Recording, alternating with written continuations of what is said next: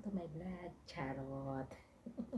Dahil po ng grocery kami, ito yung pinamili namin, yung biscuit, ito yung konsumo ko, at saka ito, yung stick bread na maliliit, masarap po ito mga loads, konsumo ko yan.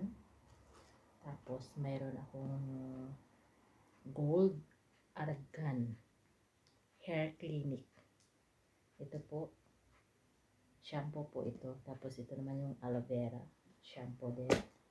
Tapos itong Nivea soap cream po yan, lotion ba, 2 peraso.